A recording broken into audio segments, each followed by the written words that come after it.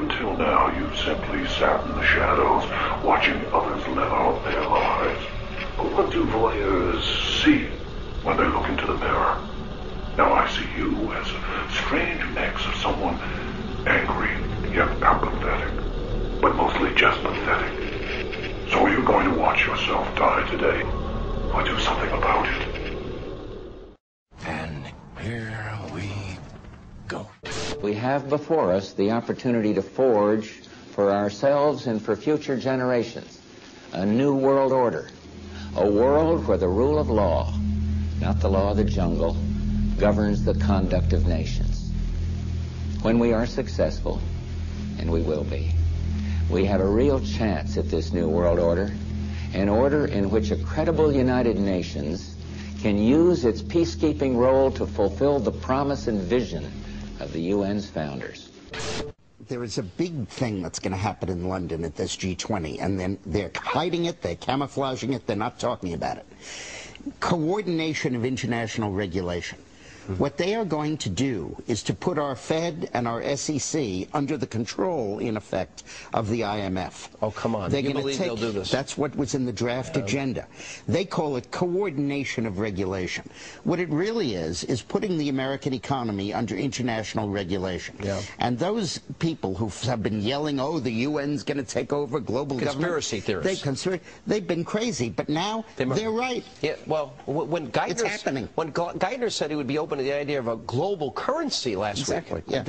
those conspiracy people had said and suggested that for years. Right. You're not wrong. You're not wrong. And you know, it's what they always do at these conferences is they have the center show is here, Yeah. and the side show they don't want you to pay attention to. Right. The center show is the size of the stimulus packages. Yeah. The real show is international regulation of the financial institutions, which is going to happen under the IMF control. And remember, the IMF is run by Europeans, the Right. World Bank by Americans. DickMorris.com. Thanks, Dick. Thank Appreciate you. it. Given that this is a global economic challenge, only the G20 has the global economic reach to provide the response necessary to begin to mend this global economic recession and to support the restoration of jobs around the world. In London, just a couple of weekends ago, you had a G20 finance ministers, including everybody, Europeans, the Brits, ourselves. What did it agree on? It agreed to continue to support fiscal stimulus and to use the International Monetary Fund to assess in the future what further stimulus beyond 2009 we may need. That is into 2010. I think a new world order is emerging, and with it the foundations of a new and progressive era of international cooperation. We have resolved that from today we will together manage the process of globalization to secure responsibility from all and fairness to all. And we've agreed that in doing so we will build a more sustainable and more open and a fairer global society. The goal should be to devise a system of global financial governance. There's a need for a new world order, but it has different characteristics in different parts of the world. After 1989, President Bush said, and it's a phrase that I often use myself, that we needed a new world order.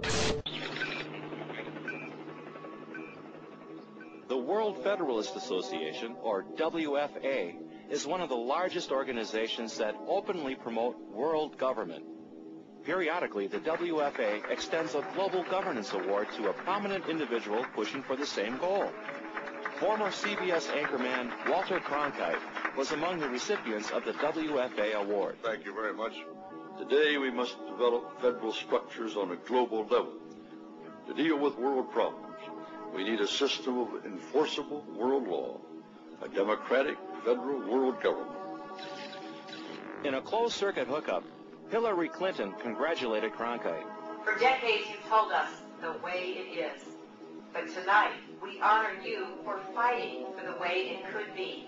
In 1993, the WFA honored an editor for Time magazine for an essay he had written entitled, The Birth of the Global Nation. Nationhood as we know it will be obsolete. All states will recognize a single global authority.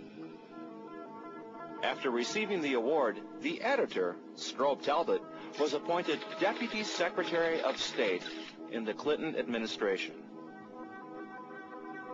In February of 2000, the New York Times allowed the WFA a full-page ad to spread its globalist propaganda.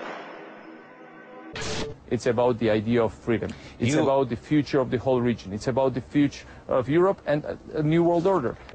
All these new challenges are bringing together about the biggest restructuring we have ever seen, not just of the global economy, but of the global order as a whole. And 200 years ago, a famous British Foreign Secretary said that the new world had been called into existence to redress the balance of the old.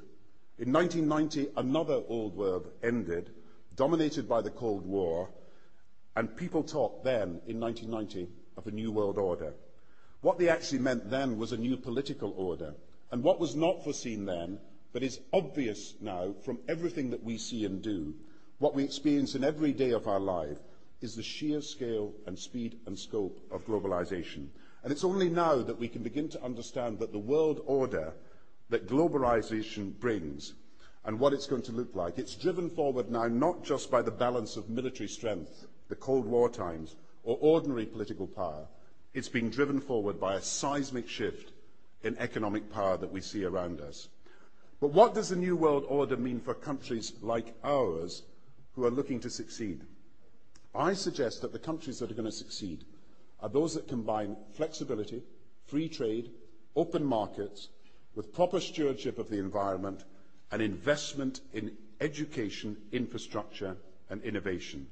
And the question for us is how we meet and master all these challenges to ensure that Britain enhances its competitiveness in the process and realizes what I believe is our destiny of success in this new world order.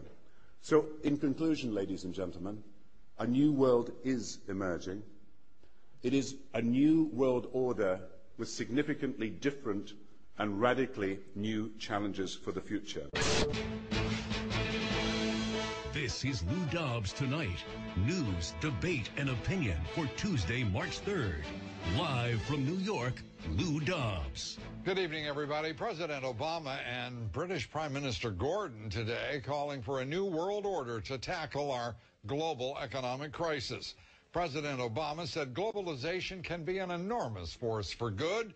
Prime Minister Brown again pushing for what he calls a global New Deal, paid for by the United States, of course.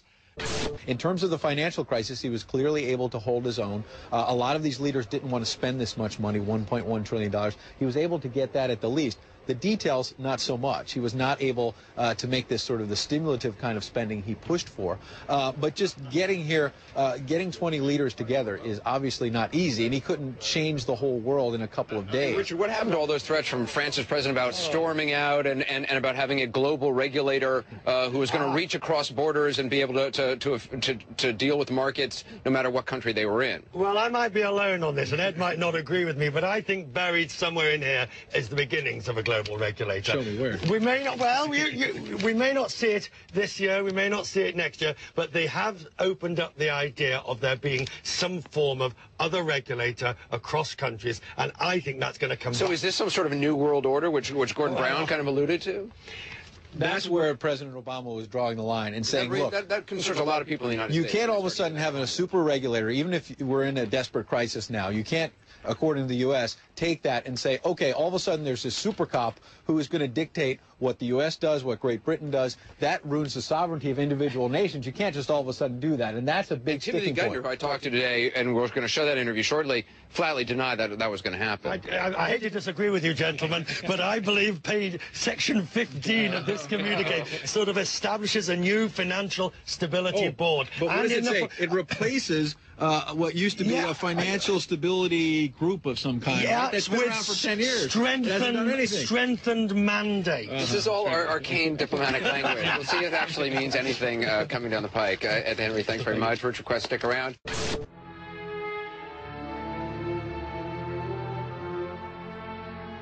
The truth of your world government has now been exposed. You are not our queens. You are not our kings. You are not our gods. We do not belong to you. We are not your slaves. We stand as free humans, have stood since the beginning of time against the strong men, against the thugs, against the bullies. We will defeat your world government. You will, and you are failing now. Your new world order will fall. Humanity will defeat you. The answer to 1984 is 1776. We're gonna spread happiness. We're gonna spread freedom. Obama's gonna change it. Obama's gonna lead 'em. We're gonna change it and rearrange it. We're gonna change the world.